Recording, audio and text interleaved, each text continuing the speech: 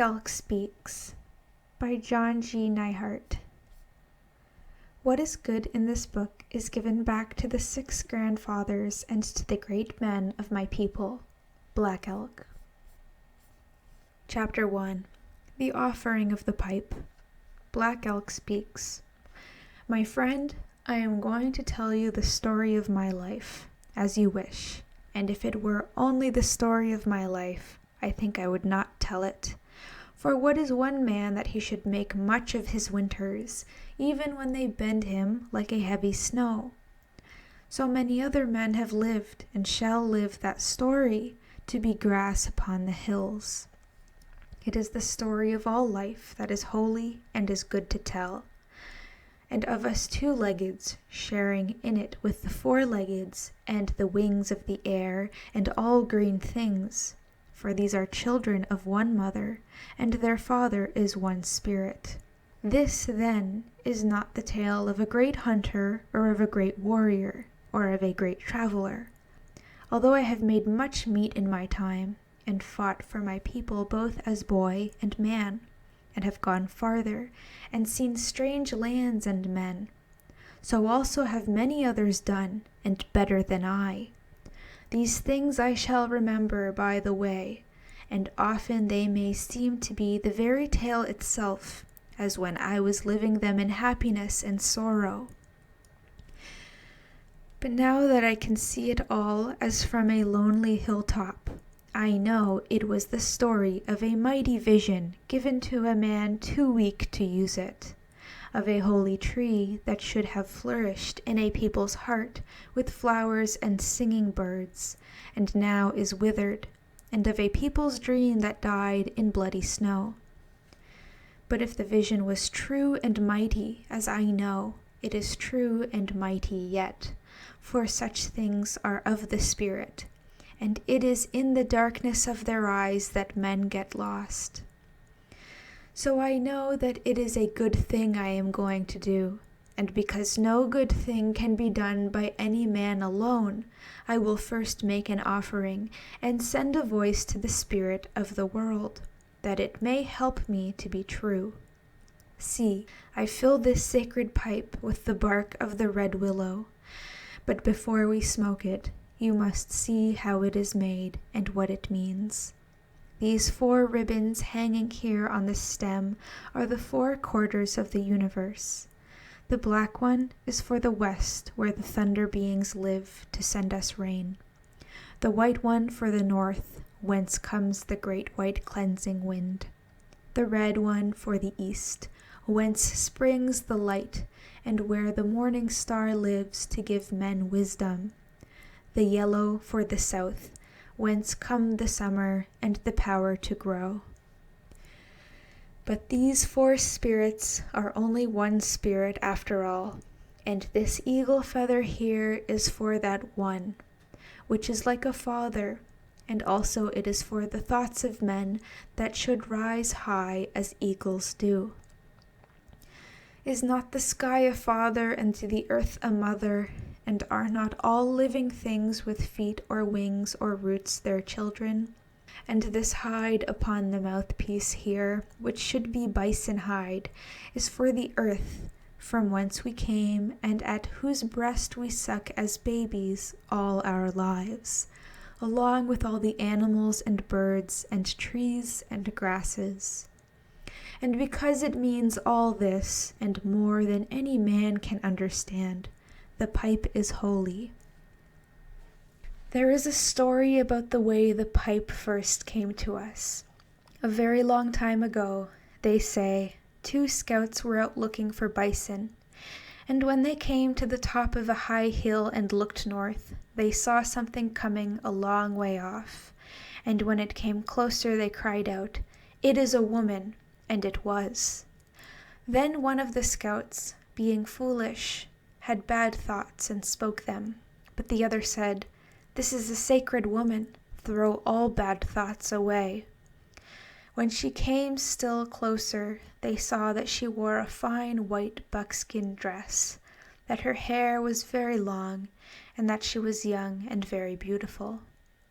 And she knew their thoughts, and said in a voice that was like singing, "You do not know me, but if you want to do as you think, you may come." And the foolish one went, but just as he stood before her, there was a white cloud that came and covered them, and the beautiful young woman came out of the cloud. And when it blew away, the foolish man was a skeleton covered with worms. Then the woman spoke to the one who was not foolish.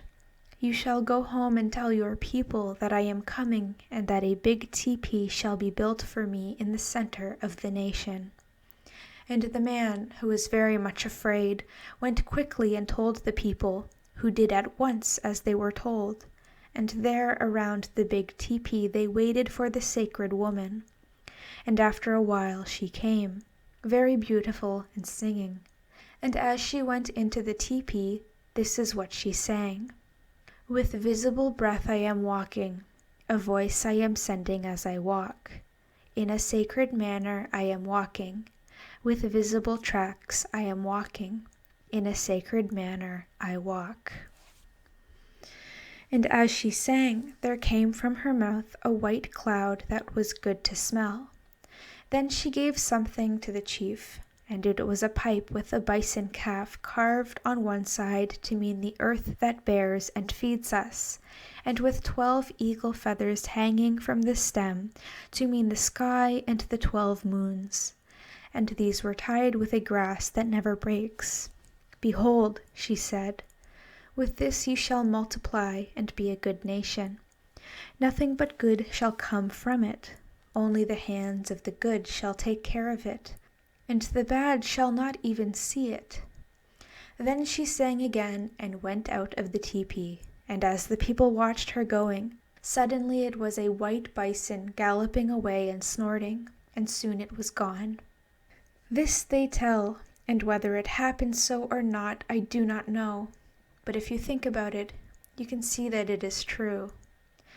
Now I light the pipe, and after I have offered it to the powers that are one power, and sent forth a voice to them, we shall smoke together, offering the mouthpiece first of all to the one above. So I send a voice. Hey, hey, hey, hey, hey, hey, hey, hey, Grandfather, Great Spirit, you have been always, and before you no one has been. There is no other one to pray to but you yourself. Everything that you see, everything has been made by you. The star nations all over the universe you have finished. The 4 quarters of the earth you have finished. The day, and in that day, everything you have finished. Grandfather, Great Spirit, lean close to the earth, that you may hear the voice I send. You towards where the sun goes down, behold me. Thunder beings, behold me. You where the white giant lives in power, behold me. You where the sun shines continually, whence come the daybreak star and the day, behold me. You where the summer lives, behold me. You in the depths of the heavens, an eagle of power, behold. And you, Mother Earth, the only mother, you who have shown mercy to your children, hear me, 4 quarters of the world, a relative I am. Give me the strength to walk the soft earth, a relative to all that is. Give me the eyes to see and the strength to understand, that I may be like you. With your power only can I face the winds. Great Spirit, my grandfather, all over the earth the faces of living things are all alike. With tenderness have these come up out of the ground. Look upon these faces of children without number and with children in their arms, that they may face the winds and walk the good road to the day of quiet. This is my prayer. Hear me. The voice I have sent is weak, yet with earnestness I have sent it. Hear me, it is finished. Hechetualo. Now, my friend, let us smoke together so that there may be only good between us. Are you enjoying this reading so far? Welcome to Right Here Audio, the group run by students for students who wish they had someone to read academic literature to them. We read content for anyone who has a hard time reading by themselves. This includes persons with blindness, dyslexia, ADHD, and anyone else who could use some support. Do you have anything you would like us to read for you? Comment down below and we'll get started. For those of you who have supported us since day one, we are so grateful for your support. And if you're new or haven't subscribed yet, join our small community dedicated to increasing accessibility one small step at a time. Now, let's get back to our reading. Chapter 2. Early Boyhood. I am a Lakota of the Ogallala band. My father's name was Black Elk, and his father before him bore the name, and the father of his father, so that I am the fourth to bear it. He was a medicine man, and so were several of his brothers. Also, he and the great Crazy Horse's father were cousins, having the same grandfather. My mother's name was White Cow Seas. Her father was called Refuse to Go, and her mother Plenty Eagle Feathers. I can remember my mother's mother and her father. My father's father was killed by the Pawnees when I was too little to know, and his mother, Red Eagle Woman, died soon after. I was born in the moon of the popping trees, December, on the Little Powder River in the winter when the 4 Crows were killed, 1863. And I was 3 years old when my father's right leg was broken in the Battle of the 100 Slain. From that wound he limped until the day he died, which was about the time when Bigfoot's band was butchered on Wounded Knee, 1890. He is buried here in the hills.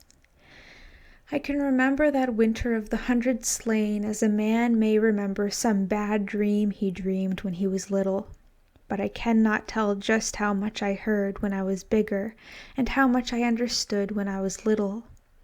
It is like some fearful thing in a fog, for it was a time when everything seemed troubled and afraid.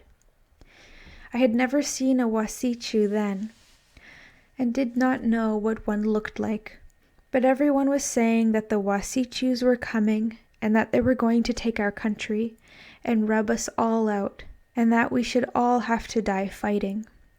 It was the Wasichus who got rubbed out in that battle, and all the people were talking about it for a long while, but 100 Wasichus was not much if there were others and others without number where those came from.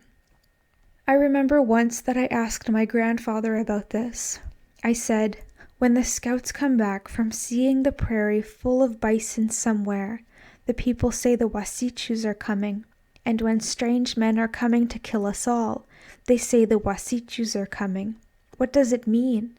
And he said that they are many. When I was older, I learned what the fighting was about that winter and the next summer. Up on the Madison Fork, the Wasichus had found much of the yellow metal that they worship, and that makes them crazy. And they wanted to have a road up through our country to the place where the yellow metal was. But my people did not want the road. It would scare the bison and make them go away, and also it would let the other Wasichus come in like a river. They told us that they wanted only to use a little land, as much as a wagon would take between the wheels. But our people knew better, and when you look about you now, you can see what it was they wanted. Once we were happy in our own country, and we were seldom hungry, for then the 2-leggeds and the 4-leggeds lived together like relatives, and there was plenty for them and for us. But the Wasichus came, and they have made little islands for us and other little islands for the 4-leggeds. And always these islands are becoming smaller, for around them surges the nodding flood of the Wasichu, and it is dirty with lies and greed. A long time ago my father told me what his father told him, that there was once a Lakota holy man called Drinks Water, who dreamed what was to be, and this was long before the coming of the Wasichus. He dreamed that the four-leggeds were going back into the earth, and that a strange race had woven a spider's web all around the Lakotas. And he said, "When this happens, ye shall live in a square grey house, in a barren land, and beside those square grey houses you shall starve." They say he went back to Mother Earth soon after he saw this vision, and it was sorrow that killed him. You can look about you now and see that he meant these dirt-roofed houses we are living in, and that all the rest was true. Sometimes dreams are wiser than waking. And so when the soldiers came and built themselves a town of logs there on the piney fork of the Powder, my people knew they meant to have their road and take our country and maybe kill us all when they were strong enough. Crazy Horse was only about 19 years old then, and Red Cloud was still our great chief. In the moon of the changing season, October, he called together all the scattered bands of the Lakota for a big council on the Powder River. And when we went on the warpath against the soldiers, a horseback could ride through our villages from sunrise until the day was above his head. So far did our camp stretch along the valley of the river. For many of our friends, the Shaila and the Blue Clouds, had come to help us fight. And it was about when the bitten moon was delayed, last quarter, in the time of the popping trees, when the 100 were rubbed out. My friend, Fire Thunder here, who is older than I, was in that fight, and he can tell you how it was. Fire Thunder speaks. I was 16 years old when this happened, and after the big council on the Powder we had moved over to the Tongue River, where we were camping at the mouth of Pinot Creek. There were many of us there. Red Cloud was over all of us, but the chief of our band was Big Road. We started out on horseback just about sunrise, riding up the creek toward the soldiers' town on the Piney, for we were going to attack it. The sun was about halfway up when we stopped at the place where the Wasichus road came down a steep, narrow ridge and crossed the creek. It was a good place to fight, so we sent some men ahead to coax the soldiers out. While they were gone, we divided into 2 parts and hid in the gullies on both sides of the ridge and waited. After a long while, we heard a shot up over the hill, and we knew the soldiers were coming. So we held the noses of our ponies that they might not whinny at the soldiers' horses. Soon we saw our men coming back, and some of them were walking and leading their horses, so that the soldiers would think they were worn out. Then the men we had sent ahead came running down the road between us, and the soldiers on horseback followed, shooting. When they came to the flat at the bottom of the hill, the fighting began all at once.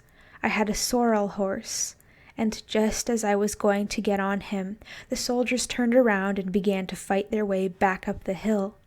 I had a 6-shooter that I had traded for, and also a bow and arrows.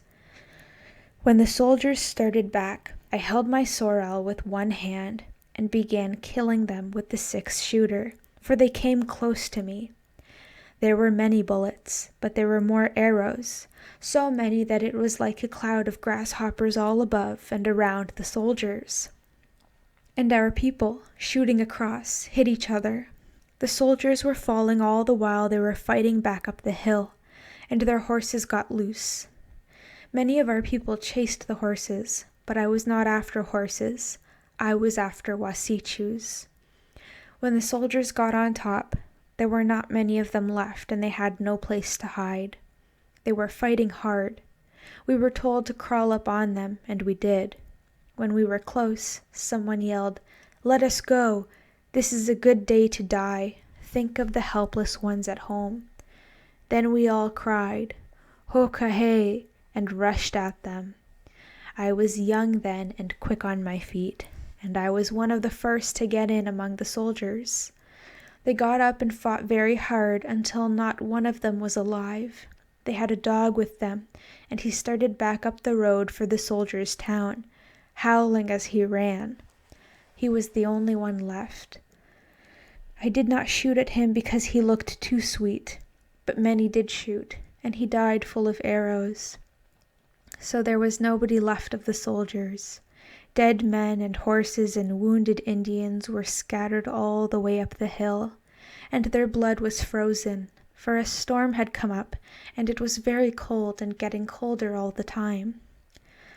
We left all the dead lying there, for the ground was solid, and we picked up our wounded and started back. But we lost most of them before we reached our camp at the mouth of the Pinot.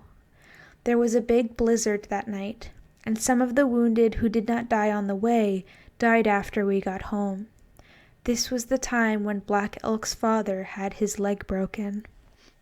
Black Elk continues, I am quite sure that I remember the time when my father came home with a broken leg that he got from killing so many Wasichus, and it seems that I can remember all about the battle too, but I think I could not.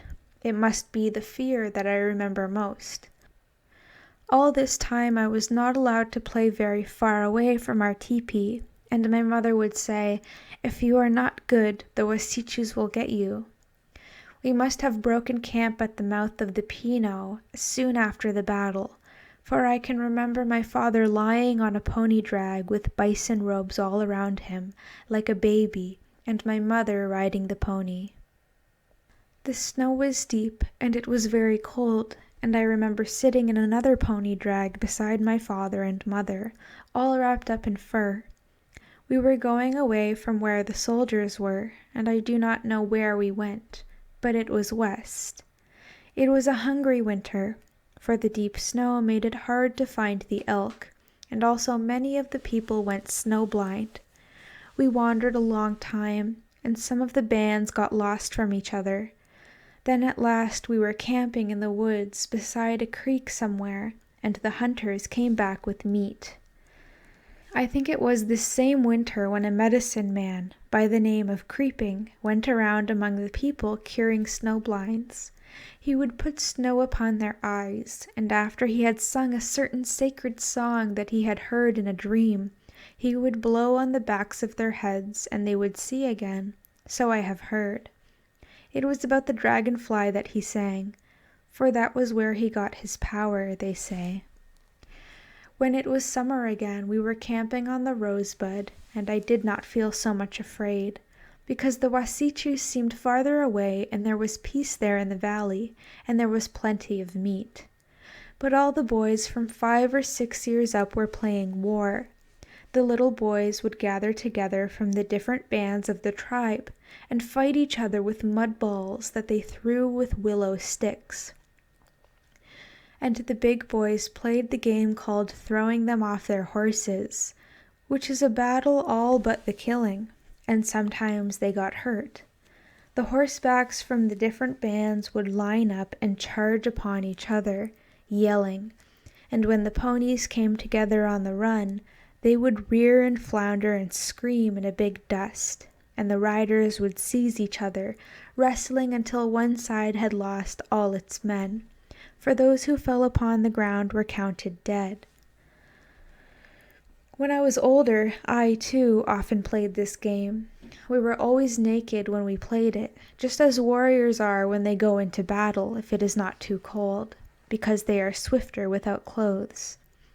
Once I fell off on my back right in the middle of a bed of prickly pears, and it took my mother a long while to pick all the stickers out of me. I was still too little to play war that summer, but I can remember watching the other boys, and I thought that when we all grew up and were big together, maybe we could kill all the Wasichus or drive them far away from our country. It was in the moon when the cherries turned black, August, that all the people were talking again about a battle, and our warriors came back with many wounded. It was the attacking of the wagons, and it made me afraid again, for we did not win that battle as we did the other one, and there was much mourning for the dead. Fire Thunder was in that fight too, and he can tell you how it was that day. Fire Thunder Speaks. It was very bad. There is a wide flat prairie with hills around it, and in the middle of this the Wasichus had put the boxes of their wagons in a circle, so that they could keep their mules there at night. There were not many Wasichus, but they were lying behind the boxes, and they shot faster than they ever shot at us before. We thought it was some new medicine of great power that they had, for they shot so fast that it was like tearing a blanket.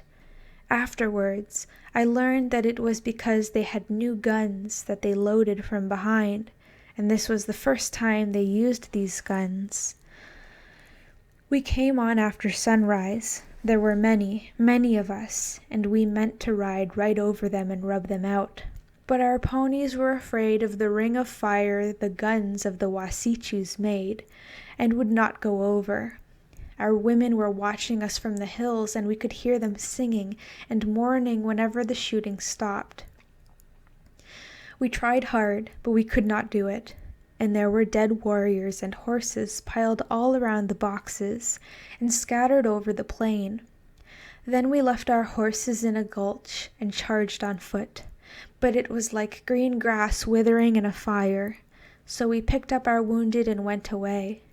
I do not know how many of our people were killed, but there were very many. It was bad. Black Elk continues. I do not remember where we camped that winter, but it must have been a time of peace and of plenty to eat. Standing Bear speaks. I am 4 years older than Black Elk, and he and I have been good friends since boyhood. I know it was on the Powder that we camped where there were many cottonwood trees. Ponies like to eat the bark of the trees, and it is good for them. That was the winter when High Shirt's mother was killed by a big tree that fell on her teepee. It was a very windy night, and there were noises that woke me, and then I heard that an old woman had been killed, and it was High Shirt's mother. Black Elk Speaks. I was 4 years old then, and I think it must have been the next summer that I first heard the voices. It was a happy summer, and nothing was afraid, because in the moon when the ponies shed, May, word came from the Wasichus that there would be peace, and that they would not use the road any more, and that all the soldiers would go away. The soldiers did go away, and their towns were torn down, and in the moon of falling leaves, November, they made a treaty with Red Cloud that said our country would be ours as long as grass should grow and water flow. You can see that it is not the grass and the water that have forgotten. Maybe it was not this summer when I first heard voices, but I think it was, because I know it was before I played with bows and arrows or rode a horse, and I was out playing alone when I heard them. It was like somebody calling me, and I thought it was my mother, but there was nobody there. This happened more than once, and always made me afraid, so that I ran home. It was when I was 5 years old that my grandfather made me a bow and some arrows. The grass was young, and I was horseback. A thunderstorm was coming from where the sun goes down, and just as I was riding into the woods along a creek, there was a kingbird sitting on a limb. This was not a dream, it happened, and I was going to shoot at the kingbird with the bow my grandfather made, when the bird spoke and said, "The clouds all over are one-sided." Perhaps it meant that all the clouds were looking at me, and then it said, "Listen, a voice is calling you." Then I looked up at the clouds, and 2 men were coming there, head first like arrows slanting down. And as they came, they sang a sacred song, and the thunder was like drumming. I will sing it for you. The song and the drumming were like this. Behold, a sacred voice is calling you. All over the sky a sacred voice is calling. I sat there gazing at them, and they were coming from the place where the giant lives, north. But when they were very close to me, they wheeled about toward where the sun goes down, and suddenly they were geese. Then they were gone, and the rain came with a big wind and a roaring. I did not tell this vision to anyone. I liked to think about it, but I was afraid to tell it.